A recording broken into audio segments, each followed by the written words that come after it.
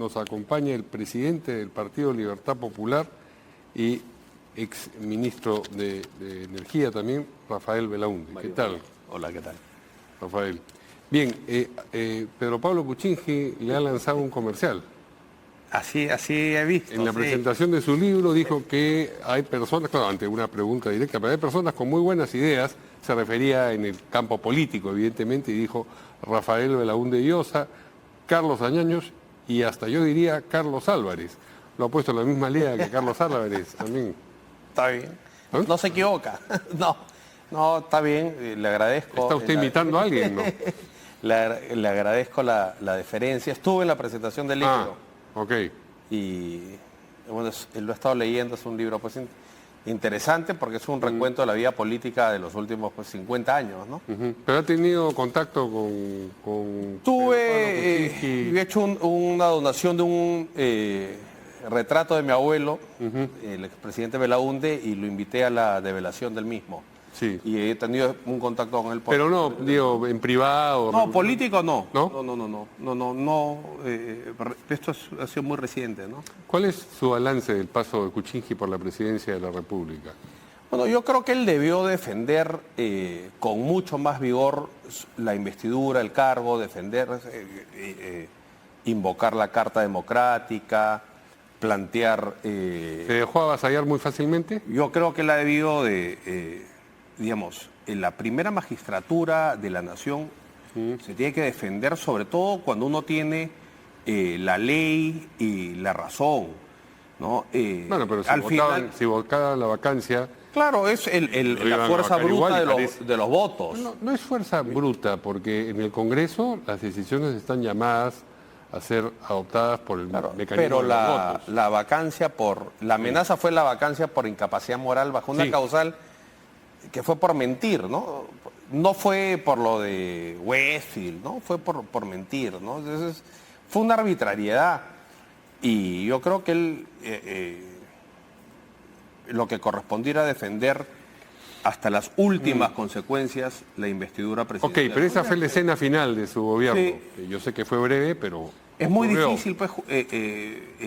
Pero, por ejemplo, le ofreció dotar de agua y desagüe, esa iba a ser la gran gesta. Un gobierno muy breve como para no, pero acuerdo, pero ¿usted vio que avanzó algo en ese sentido? No, me parece que los plazos en un país con las necesidades del Perú son súper urgentes, ¿no? Y también hay una estamina, una vigorosidad que tiene que ver también con la edad, ¿no? Bueno, pero entonces eso tiene que pensarlo antes de presentarse a la presidencia. No, bueno, claro. pero los votantes también tendrían que presentarse. Nuevamente es cierto que uno llega a la elección y tiene que elegir entre las alternativas posibles. Sí, ¿no? por supuesto. Es un estuche cerrado.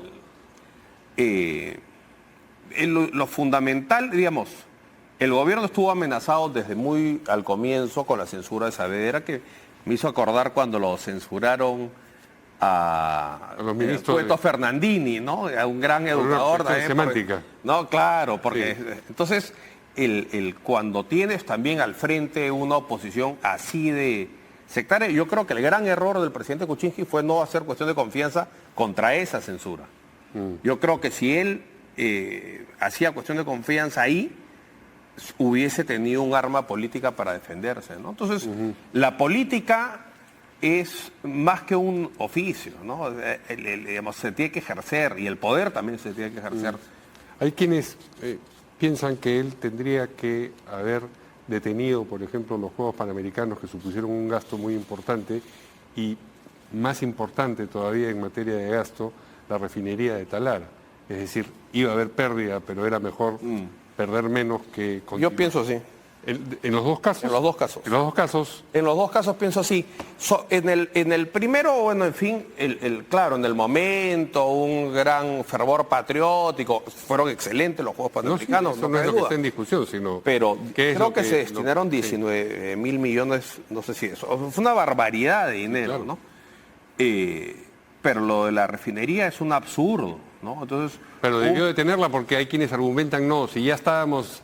1.500, no era medio camino, un tercio del camino, ¿no? Había que seguir nomás. Más, Bueno, 1.500 se habían invertido en ese momento. Sí. El año pasado el Estado ya le ha dado 2.000 millones Sí, claro. a Petroperú. O sea, Entonces ya, yo creo que era mejor asumir esa pérdida bueno, digamos, los números los podía hacer muy bien Kuczynski. Sin embargo, eso parece una No, pero yo creo que política, ¿no? Kuczynski sí es un conocedor del Perú, es preocupado, conoce la realidad, conoce Claro, pues, dónde yo- hay, o sea, Pero la gestión es lo que estoy preguntando. Pero yo creo que la refinería de Talara ha sido un emprendimiento de una irresponsabilidad tan monumental como la obra, ¿no?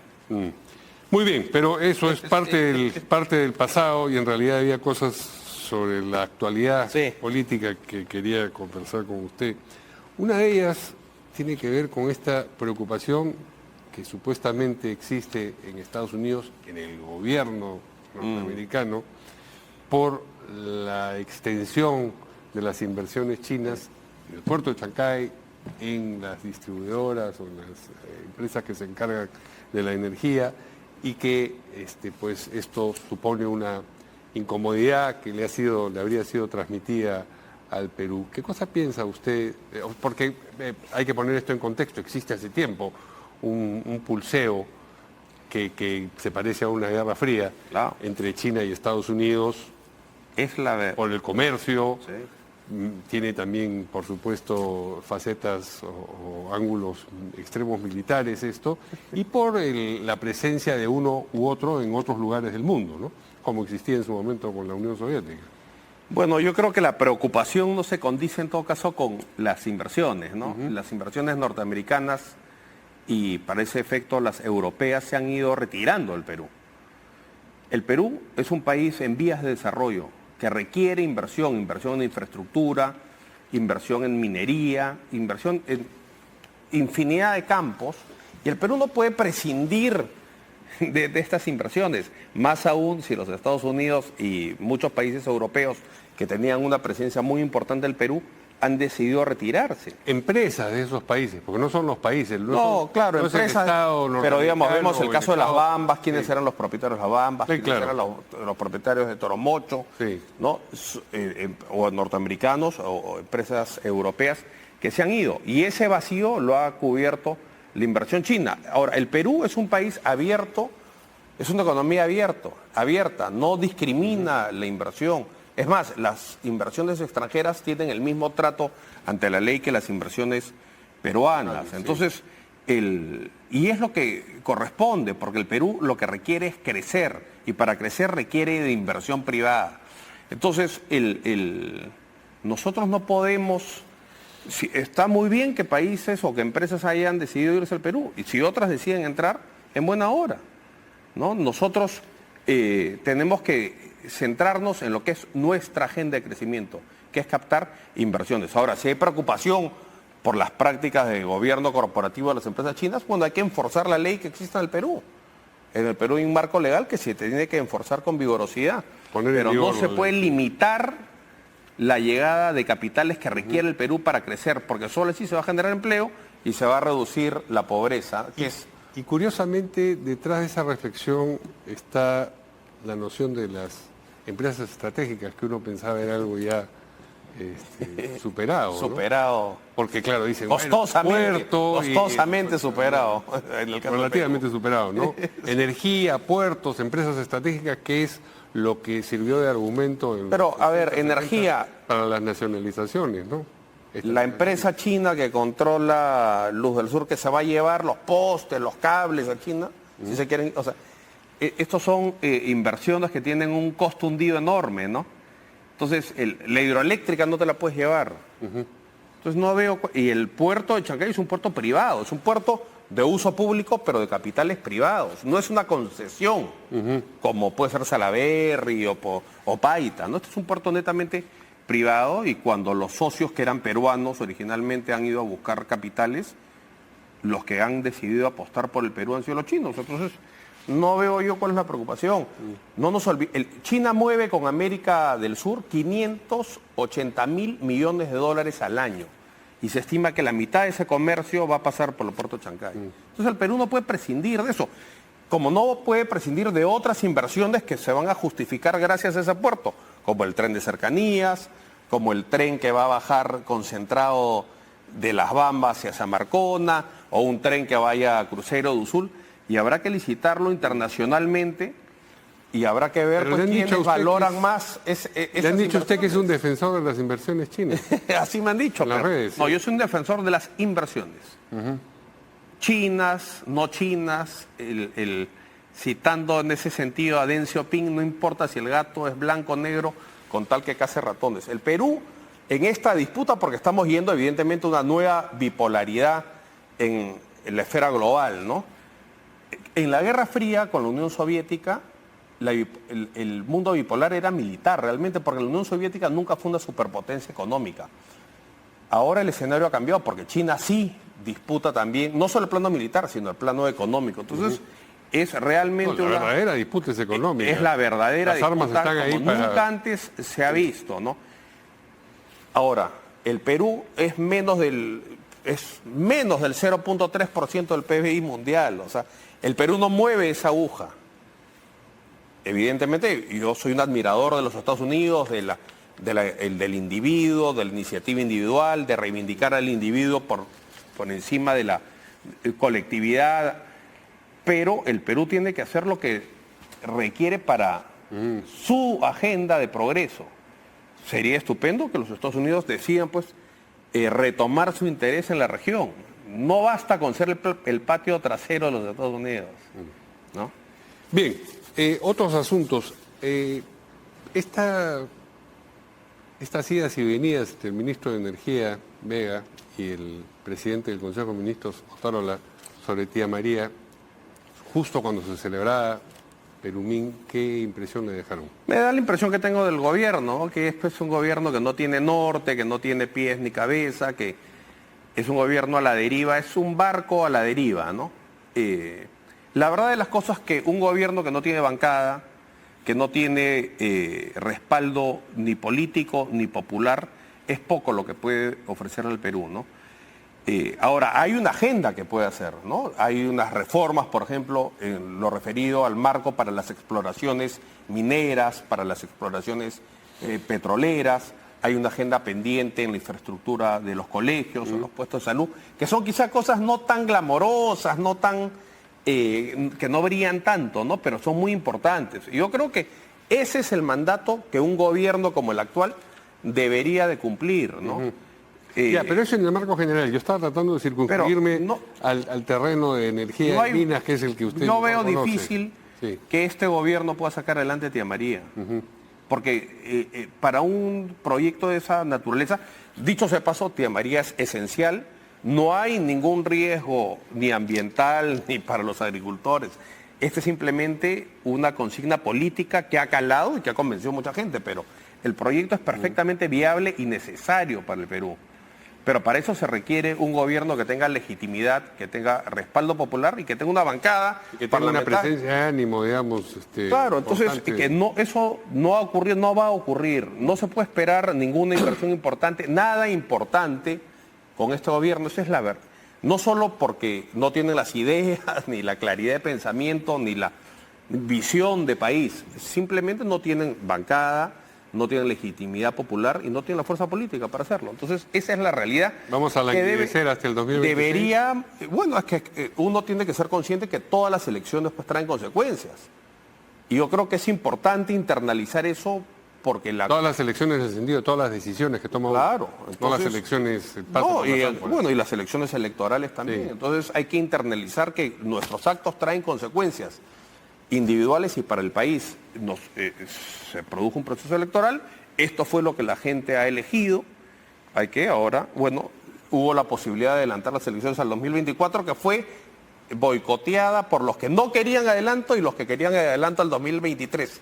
Entre esos dos extremos se tiraron abajo una propuesta que era sensata, que era elecciones abril del 2024, y ahora tenemos lo que tenemos y habrá que ajustarse el cinturón. Y lo que es penoso, pues, es que esto va a tener un costo enorme desde el punto de vista social, ¿no? De la aumento de la pobreza, que si uno más atrás, ¿qué hay detrás de esa cifra, no? Niños con anemia, viene la helada, niños que se mueren de neumonía. Sí.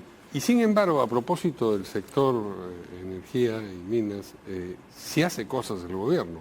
no necesariamente acertadas. Por ejemplo, la decisión de darle los pozos petroleros a Petroperú, que supuestamente quedó desactivada y que se van a, digamos, a licitar como correspondía. Pero lo cierto es que, mientras tanto, entre comillas, mientras tanto, maniobra, se los han entregado a Petroperú, es decir, el resultado es el mismo y ya la tormenta se calmó, ¿no? Ha sido una leguleyada, pues, ¿no? Es digna de un abogado de Azángaro, digamos. Pero ¿no? supone una decisión claro, que política en el mejor de ha los sido una casos. triquiñuela para darle los pozos a Petroperú. ¿Por qué? ¿Por qué cree usted? Porque yo creo... ¿Por una cuestión ideológica? Por una cuestión ideológica, por una cuestión de convicción del ministro que viene de la casa. Pero se tiene que y no allanar. tiene ningún sentido, ¿no? No tiene ningún sentido, pero yo pensaría que es todo el gobierno que está comprometido, porque este mismo ministro, Vega, dice lo que dice sobre Tía María e inmediatamente le enmiendan la Sí, han plana estado en el presidente la del Consejo de refinería. Ministros. Ahora decide esto y no le enmiendan la plana, quiere decir que no hay... No, hay el propósito gobierno de enmienda. tiene la voluntad de darle los pozos a Petroperú, creyendo falsamente que con eso va a aliviar su situación financiera. Y es al revés. No tiene Petroperú la liquidez para poner esto y no tiene ningún sentido estratégico. Se han gastado 1.200 millones de dólares dentro de la refinería para este hidrocracking, que es para procesar el petróleo pesado de la selva, ¿no? Entonces, si ese es el criterio de visión de la refinería, deberían de estar preocupados en fomentar la inversión, la exploración y la producción petrolera en la selva. Estos pozos de la costa no... esto no se puede manejar como una tómbola, ¿no? Entonces, ¿En qué sentido? No, acá hay plata de los peruanos que todos los años se asignan a mantener a flote una operación que hace agua por todos lados. Petroperú hace agua y Sedapal corta el agua. Entonces, eso debería llamar a algo, hay algo que no está funcionando acá, ¿no? Entonces, ahora, yo soy partidario que con Petroperú no hay que hacer nada. Es decir, no hay que darle plata, no hay que quitarle nada tampoco, pero y que sea, bueno, sus decisiones administrativas y gerenciales las que designen su futuro. Pero el Perú no puede, un país como el Perú, lleno de necesidades, no puede destinar 8.000 millones de soles al año en mantener a flote esta insanía. Y entonces, esto sería lo ideal, pero el gobierno parece estar... No, el gobierno tiene una idea clara y quieren insistir. En esto sí tiene una idea clara, entonces. En esto, en el despropósito. Sí. Sí, tienen claridad en el despropósito, sí. Lo lógico hubiese sido una licitación abierta, con unas bases muy claras, empresas que tienen que tener una situación patrimonial determinada, una caja determinada, una calificación crediticia determinada, y las empresas que califiquen licitan, ¿no? Y el que dé las mejores condiciones. Pero Libertad Petroperú Popular, no podría participar en una licitación así. ¿Y Libertad Popular no piensa pronunciarse acerca de estos asuntos periódicamente conforme... Bueno, nos hemos... de manera orgánica, no que salga pronunciamos, usted o Pedro Cateriano y declaren al respecto, sino que por ejemplo, siendo un partido... Con el tema de la Junta Nacional de Justicia, que nos parecía que era un error este avasallamiento, nos hemos pronunciado y nos vamos pronunciando en temas que consideremos pues de vital importancia, ¿no? Por ejemplo, es uno de vital importancia, ¿no? Bueno, más que los pozos sí, pero sobre todo el financiamiento que pedían era inaceptable, ¿no? Y eso parece... Y no se han pronunciado al respecto. Bueno, es que el no prosperó, pues desistieron felizmente, ¿no? Bueno, pero, el año pasado no desistieron y me dio un tiempo entre que estaban decididos a hacerlo y se echaron el Perú para atrás. tiene que asignar sus recursos en favor de la gente que más los necesita. ¿Ya? Y una corporación petrolera no es el destino adecuado, porque al final le estás quitando recursos a resolver el problema de las heladas en el sur, en combatir la anemia que hay en el Perú. Casi la mitad de los niños de menos de 3 años del Perú sufren anemia en el Perú. Ahí hay el tema del agua, hay una agenda social enorme, la masificación del gas. Yo creo que el tema del gas para algunos quizás no es pues un proyecto muy ortodoxo, pero hay que hacer la masificación del gas en el sur andino, llevar el gas sobre todo a Andahuaylas para poner en valor todos los yacimientos de hierro, para poder fomentar el desarrollo de una fundición en la cabecera y en Chumbivilcas o en Andahuaylas para bajar concentrado del corredor minero, material refinado y no concentrado del corredor minero. En fin, hay mil cosas por hacer, ¿no? Y hay proyectos que se... Entonces, no podemos desviar recursos en una aventura. Ya tenemos... Todo esto ya se vivió, ya se probó, ya se ha cuantificado. Las pérdidas pues, de las empresas públicas han sido monumentales. Buena parte de la emisión inorgánica que generaron la hiperinflación fue a mantener a flote estas empresas. Entonces no podemos caer otra vez en el mismo error, ¿no? Muy bien.